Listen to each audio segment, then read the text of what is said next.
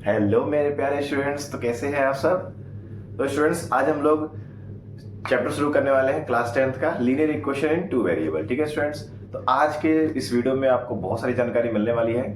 और चूंकि ये इंट्रोडक्शन वीडियो है तो सिर्फ हम लोग उसके कॉन्सेप्ट के बारे में बात करेंगे।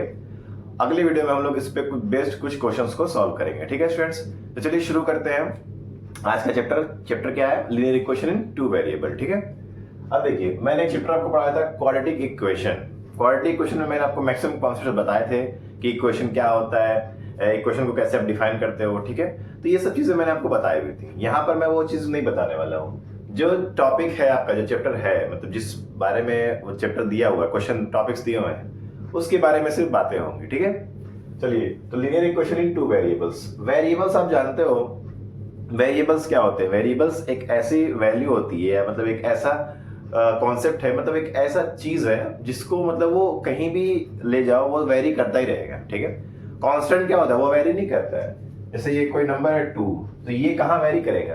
अगर आप अमेरिका लेके चले जाओ तो 2 2 ही रहेगा, जाहिर सी बात है। आप लेके जाओ 10, तो भाई 10 नंबर तो बदलने वाला नहीं है। ये बदल सकता है कि यहाँ पर रुपीज है तो वहां पर डॉलर हो जाएगा, ये चल सकता है। दोस्तों, ये क्या है? रुपीज और डॉलर क्या है? ये वेरिएबल है।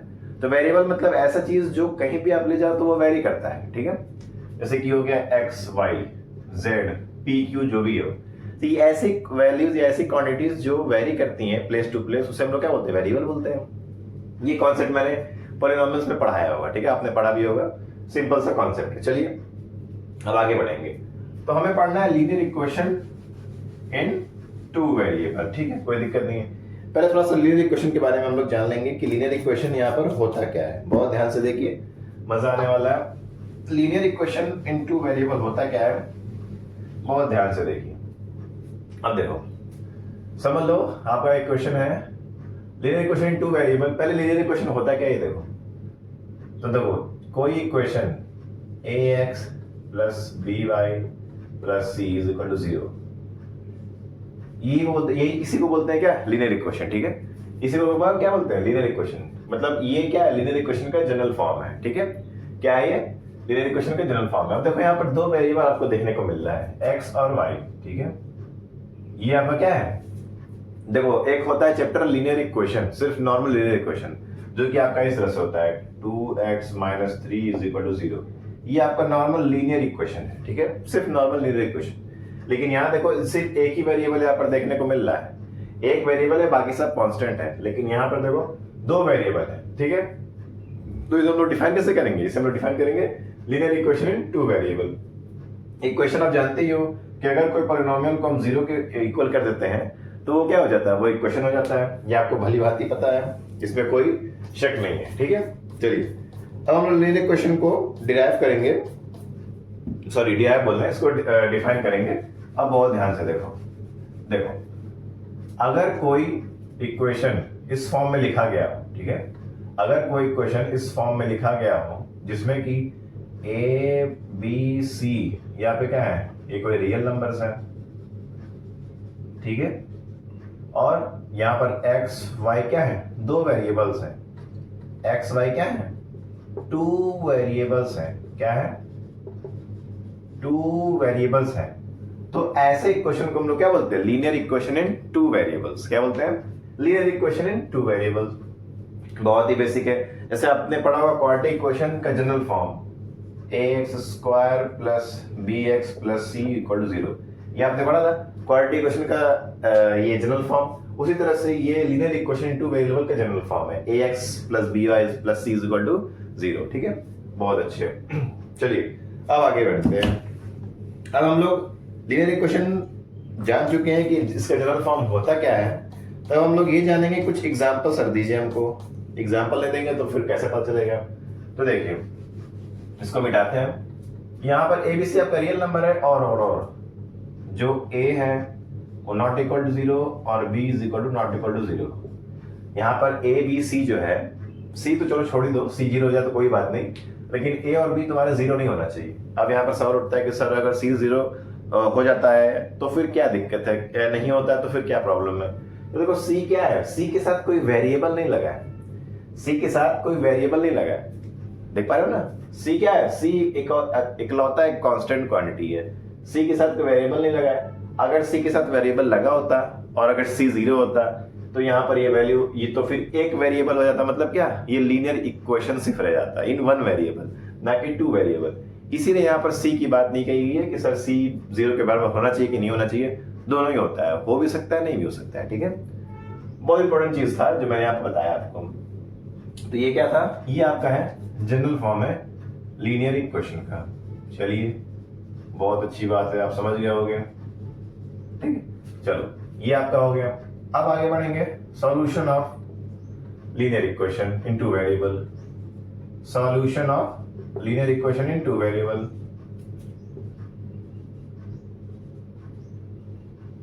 Solution of linear equation in two variable, बहुत बढ़िया। चलो देखो ध्यान से, अब यहां से देखिए, सॉल्यूशन मतलब क्या है, मतलब कि x की वैल्यू, ऐसी वैल्यूज जो कहीं ना कहीं इस इक्वेशन को सेटिस्फाई करें। मतलब ऐसी दो वैल्यू क्यों बोल रहे हैं, क्योंकि दो वेरिएबल है, इस वजह से दो वैल्यूज हैं। अब बोलोगे सर दो वैल्यूज निकाल लो तो ये क्वाड्रेटिक इक्वेशन नहीं हो जाएगा, कैसे क्वाड्रेटिक इक्वेशन हो जाएगा? यहाँ पर आपको पावर 2 दिख रहा है, नहीं दिख रहा है ना, तो कैसे आप बोलोगे क्वाड्रेटिक इक्वेशन हो जाएगा? जब पावर 2 हो तभी सिर्फ क्वाड्रेटिक इक्वेशन आप बोल सकते हो। क्योंकि यहाँ पर वेरिएबल के पावर 1 है तो लीनियर इक्वेशन ही है। हाँ वेरिएबल 2 है, क्योंकि देख पा रहे हो x और y दो वेरिएबल है। तो यहाँ पर मैं बता रहा था solution of linear equation in two variables. तो अगर कोई इक्वेशन है ax plus by plus c बराबर 0, तो जाहिर सी बात है इसके कोई दो रूट्स होंगे ही, अल्फा बीटा, बिल्कुल होंगे। क्या होंगे? कोई दो रूट्स तो जरूर से होंगे, क्योंकि अगर दो रूट्स नहीं है तो फिर ये इक्वेशन भी नहीं होगा, क्योंकि ये जो इक्वेशन बना है ये दो रूट से ही मिलके ही बना है। अब मैंने क्वाड्रेटिक इक्वेशन में पढ़ा भी था कि कैसे किसी रूट से एक क्वाड्रेटिक इक्वेशन को फॉर्म कर सकते हैं। ठीक है, देखिए तो अल्फा बीटा जो इस इक्वेशन के रूट्स तभी होंगे जब आप इस अल्फा बीटा को इसमें पुट करोगे। अब मैंने बताया अभी अभी कि ये अल्फा बीटा इसके रूट्स होंगे तो इससे इस इक्वेशन को क्या करेंगे? सेटिस्फाई करेंगे। जाहिर सी बात है, इस इक्वेशन को क्या करेंगे? सेटिस्फाई करेंगे। सेटिस्फाई करने का मतलब क्या कि अगर हम अल्फा ऐसे अगर हम a alpha plus b beta plus c बराबर 0 कर दें तो क्या हो जाएगा? ये पता चल जाएगा कि अल्फा बीटा क्या है, इस linear equation in two variables की क्या है? रूट्स हैं। ठीक है, मतलब सॉल्यूशन है। तो यही बात है, ऐसी वैल्यूज जिसको यहाँ पर रखने पर ये 0 के बराबर आ जाए तो हम लोग बोलेंगे क्या कि वो दो वैल्यूज क्या है, उस लीनियर इक्वेशन के क्या है? दो रूट्स हैं। बिल्कुल सही, वेरी गुड। चलो तो आपने दो चीजें यहाँ पढ़ी, पहले तो जनरल फॉर्म पढ़ा लीनियर इक्वेशन का, फिर solution of linear equation into variable. मतलब सॉल्यूशन मतलब कि वैल्यू क्या होती है यहाँ पर लीनियर इक्वेशन इनटू वेरिएबल। चलिए बहुत अच्छे, वेरी गुड वेरी गुड। अब एग्जांपल अगर लिया जाए कि सर एग्जांपल दीजिए कोई, तो देखो जैसे कि आपका 2x प्लस 3y प्लस 6 बराबर 0, ये क्या है? ये linear equation in two variable है कि नहीं है? दो वेरिएबल है, सो कांस्टेंट भी है, इक्वेशन भी है, क्योंकि 0 के बराबर है। तो ये आप देख पा रहे हो। चलिए बहुत बढ़िया, वेरी गुड वेरी गुड।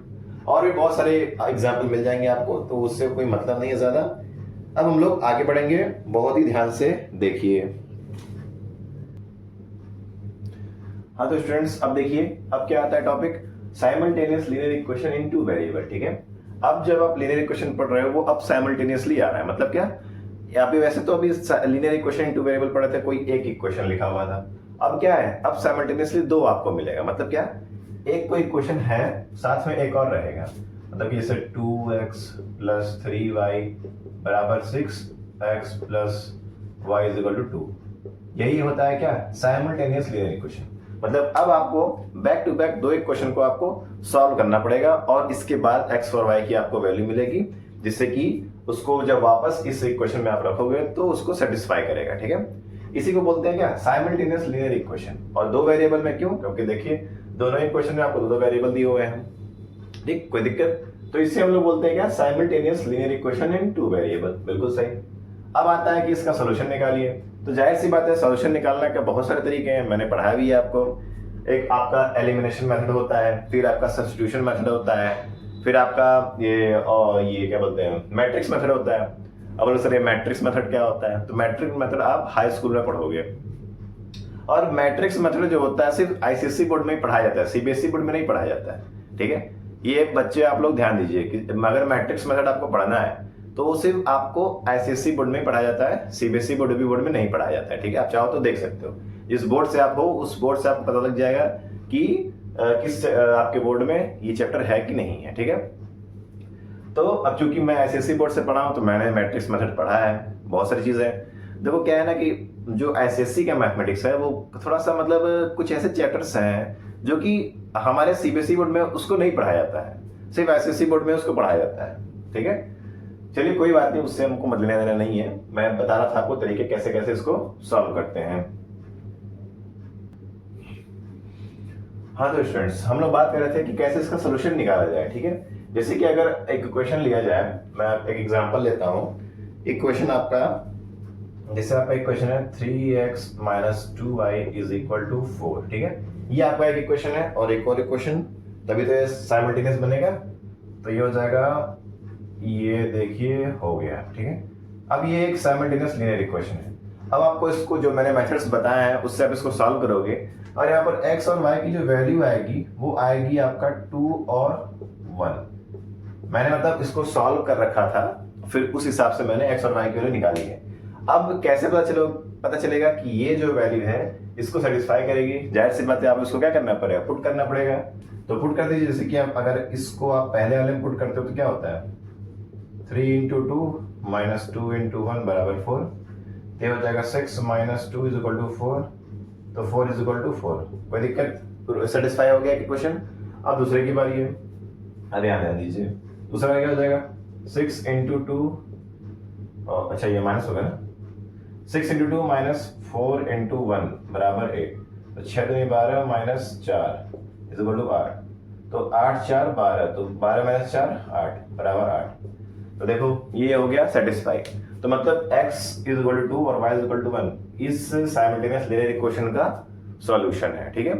और मैंने बताया था substitution method, elimination method, matrix method, इन सब तरीके से आप इसके सॉल्यूशंस को निकाल सकते हो, ठीक है। इस चैप्टर में आगे मैं आपको बताऊंगा कि कैसे कैसे इसको सॉल्व करना है, ठीक है। चलिए इतना आपको क्लियर हो गया है? अगर इतना क्लियर हो गया तो बहुत अच्छी बात है। अब हम लोग आगे बढ़ेंगे।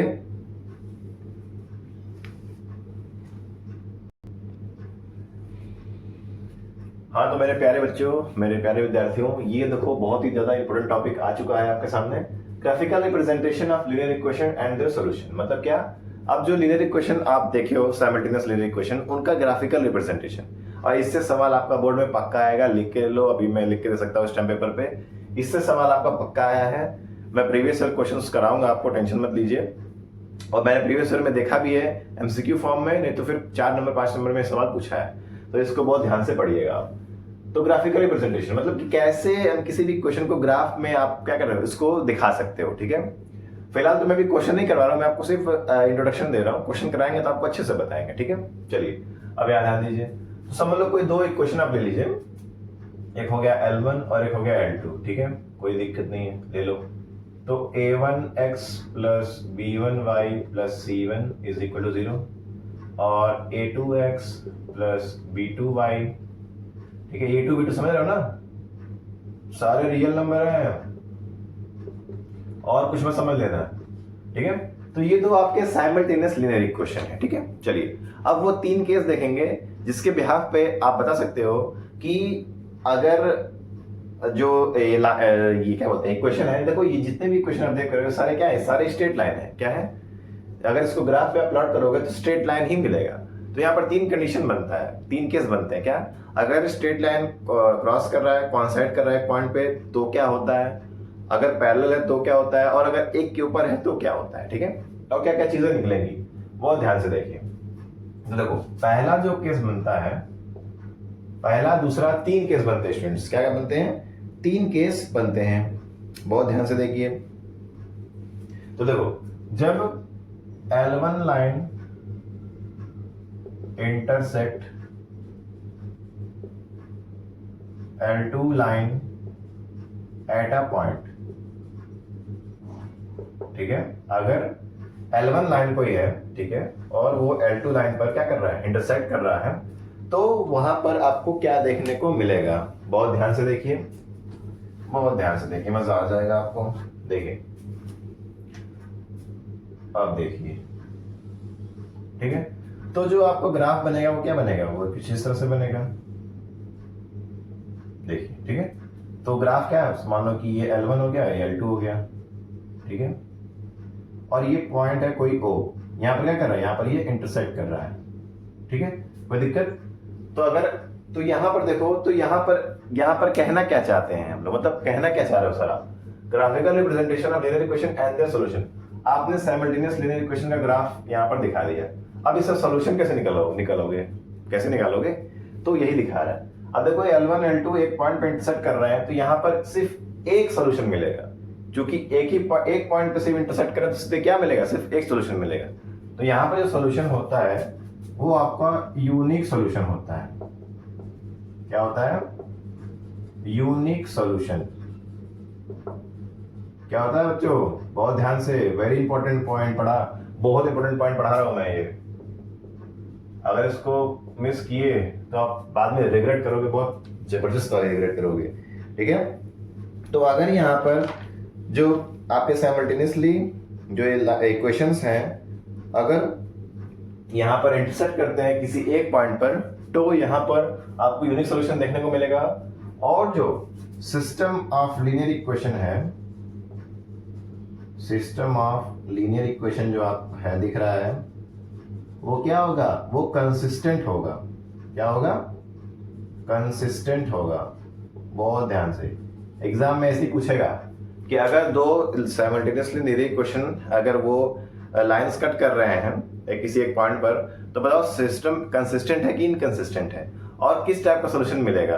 तो मैंने अभी बताया कि जब किसी एक पॉइंट पे वो क्रॉस करेगा या इंटरसेक्ट करेगा, तो सॉल्यूशन जो होता है वो यूनिक सॉल्यूशन होता है, और सिस्टम ऑफ लीनियर इक्वेशन क्या है, कंसिस्टेंट है।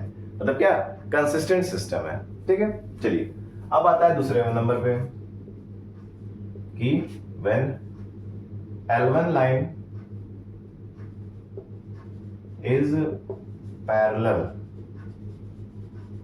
L1 line is parallel to L2 line।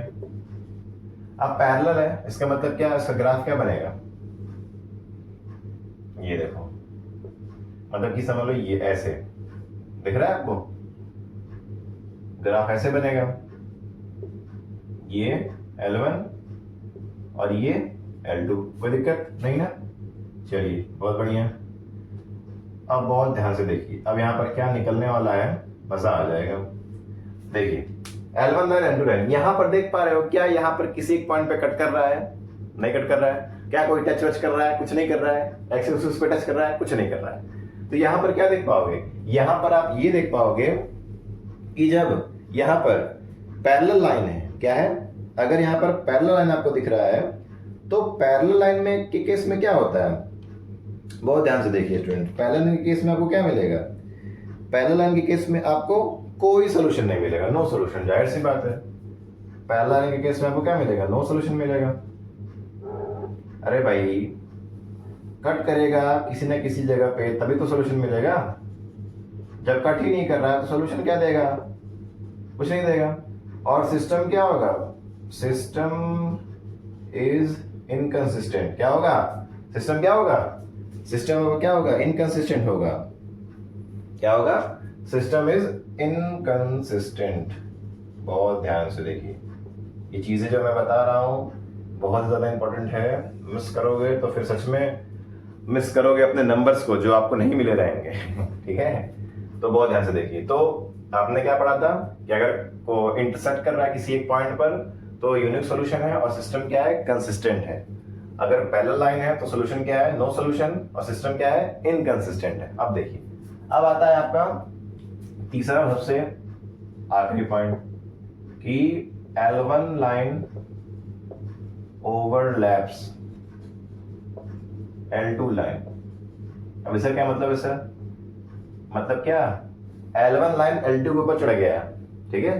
मतलब कि इस तरह से देखो, ये ग्राफ है आपका,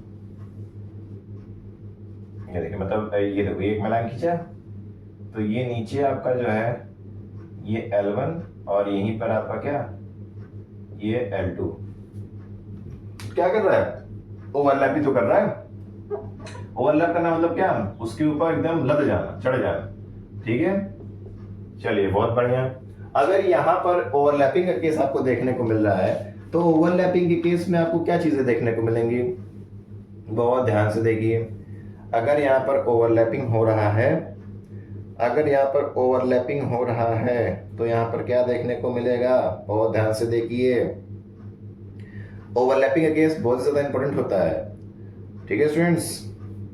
ओवरलैपिंग का केस बहुत ही ज़्यादा इंपॉर्टेंट होता है। तो देखो यहाँ पर जो सॉल्यूशन होगा वो क्या होगा, इनफाइनाइटली मैनी सॉल्यूशन। अब ये क्या बोल दिए सर, तो सर मेरे बाउंसर जा रहा है, इनफाइनाइटली मैनी सॉल्यूशन क्या है, इनफाई एन आई, देख लो स्पेलिंग थोड़ा सा, इनफाइनाइटली TEL वगैरह था ना, इनफाइनाइटली मैनी सॉल्यूशन।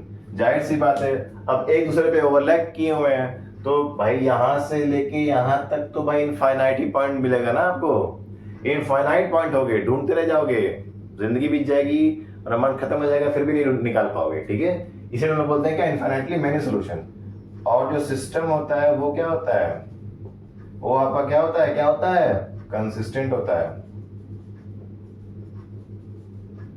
देख पा रहे हो, सिस्टम क्या होता है, सिस्टम यहाँ पर आपका कंसिस्टेंट होता है, क्या होता है, कंसिस्टेंट होता है। Very good.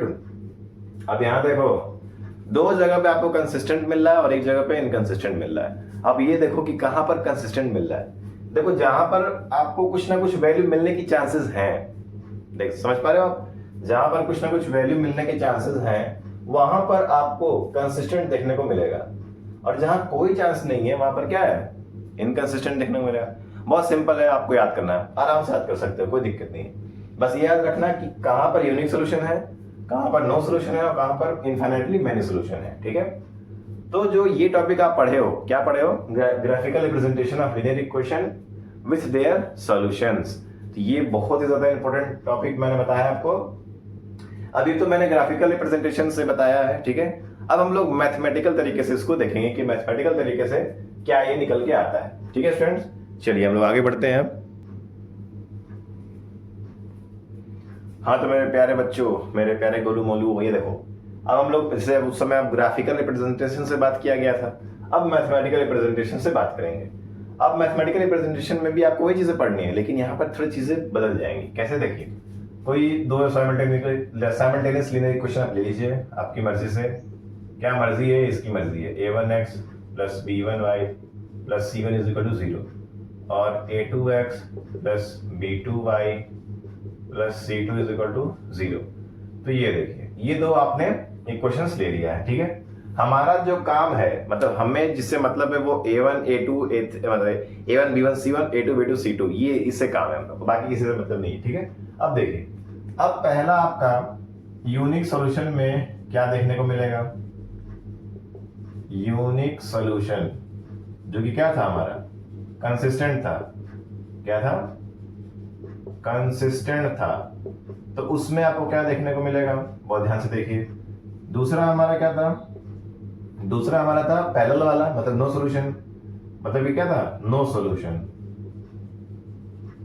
नो सॉल्यूशन था। और क्या था, इनकंसिस्टेंट था,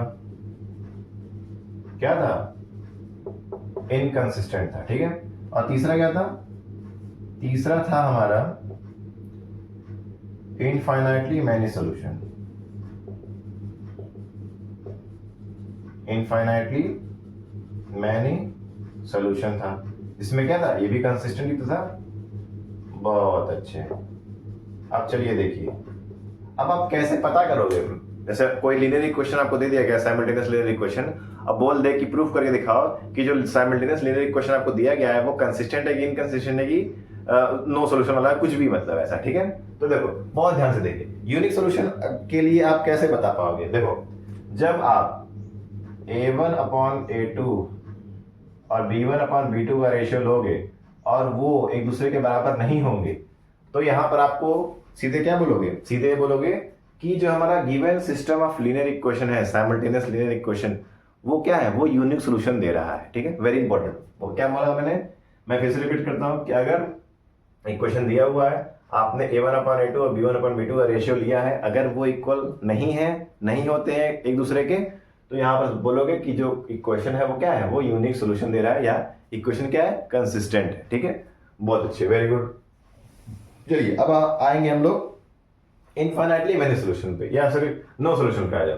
तो नो सोल्यूशन का केस क्या बोलता है कि अगर a1/a2 का रेशियो, b1/b2 का रेशियो और c1/c2 का रेशियो, देखो a1/a2 ए का रेशियो b का रेशियो इक्वल होना चाहिए, लेकिन c का रेशियो नॉट इक्वल होना चाहिए इन दोनों से।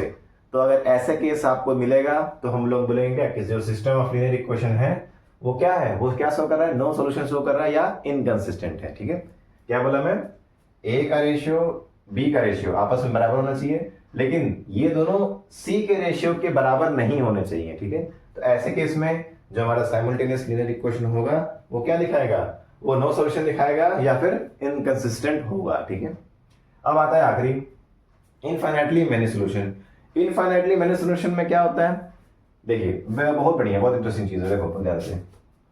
इनफाइनाइटली मेनी सॉल्यूशन, a1/a2 मतलब a का रेशियो, b1/b2 b का रेशियो और c1/c2 इन तीनों का रेशियो अगर आपस में बराबर है तो आप सीधे सीधे बोलो कि साइमल्टेनियस लीनियर इक्वेशन आपको दिया हुआ है वो क्या है, वो पहली बात तो कंसिस्टेंट है और इनफाइनाइटली मेनी सॉल्यूशन दे रहा है। ठीक है, वेरी गुड, बहुत अच्छे। ये क्या है, ये आपका मैथमेटिकल रिप्रेजेंटेशन ऑफ सॉल्यूशन है, और क्वेश्चन जो होगा वो इसी में से आएगा। ठीक है, उसमें से भी आएगा, ऐसी बात नहीं है, लेकिन इससे क्या है ना, इससे सवाल ज्यादा पूछता है, उससे पूछता है लेकिन एक दो पूछेगा, इससे आपको मैक्सिमम सवाल देखने को मिलेगा। ठीक है, क्योंकि यहाँ पर मैथमेटिकल चीज है, यहाँ पर आपको सॉल्व करना है। वहां पर आप डायरेक्टली देख के बता सकते हो सकता है ग्राफ दे दे, आप देख के बता दीजिए, लेकिन यहाँ पर आपको सॉल्व करना है, इसलिए यहाँ से क्वेश्चन उठने के चांसेस बहुत ज्यादा है। तो इसको आप वेरी वेरी इंपॉर्टेंट मार्क कर लो बोर्ड के लिए। ठीक है, वेरी वेरी इंपॉर्टेंट, आई इम्पोर्टेंट नहीं, वेरी वेरी इंपॉर्टेंट। ठीक है, तो ये चीजें जो मैंने बताई हैं इसको आप बिल्कुल मार्क कर लीजिए और बहुत ही ध्यान से पढ़िए, क्योंकि भाई इससे सवाल आपके पक्के बनने वाले हैं और बनेंगे ही। अगर आप चाहते हो कि आपके सवाल ना कटें तो फिर कहीं ना कहीं, या नंबर ना कटें, तो आपको इन चीज़ों को अच्छे से ध्यान से पढ़ना है। ठीक है, तो स्टूडेंट्स, तो इंट्रोडक्शन हमारा यहीं पर समाप्त होता है। पहले एक्सरसाइज का जो इंट्रोडक्शन है वो बस इतना ही है, इसके बाद हम लोग एक्सरसाइज को फॉलो करेंगे या एक्सरसाइज पे जाके क्वेश्चंस को लगाएंगे। ठीक है, मैं उम्मीद करता हूँ कि आज जो भी चीज़ें मैंने बताई हैं आप कुछ ना कुछ चीज़ें समझे होगी, और अगर कोई प्रॉब्लम है या कोई दिक्कत है तो आप कमेंट्स बॉक्स में ज़रूर लिखिए कि सर ये चीज़ें नहीं आई हैं। मैं उसके लिए आप एक सेपरेट वीडियो बना दूंगा, या फिर आपका टेलीग्राम चैनल पे मैं चीज़ें वो बता दूंगा, चाहे वो वॉइस नोट हो चाहे वो नोट्स के फॉर्म में हो, मैं उसको दे दूंगा, कोई दिक्कत नहीं। ठीक है, तो इसको वीडियो को बहुत अच्छे से देखिए, पूरा एंड तक देखिए, एंड तक देखोगे तभी आपको चीज़ें समझ में आने वाली हैं। ठीक है स्टूडेंट्स, चलिए तो फिर अगला वीडियो जो होगा वो इस पे एक्सरसाइज पर होगा, और अगले वीडियो को बहुत ही ध्यान से देखना, क्योंकि अगले वीडियो में हम लोग बहुत सारे सवाल ऐसे करेंगे जो कि बोर्ड में पूछा भी गया है और प्रैक्टिस भी करेंगे अच्छे से। ठीक है, चलिए स्टूडेंट्स, तब तक के लिए आप अपना ध्यान रखिए, अपने माता पिता का ध्यान रखिए, अच्छे से पढ़ाई करते रहिए और तंदुरुस्त रहिए। ठीक है, ऑल द वेरी बेस्ट।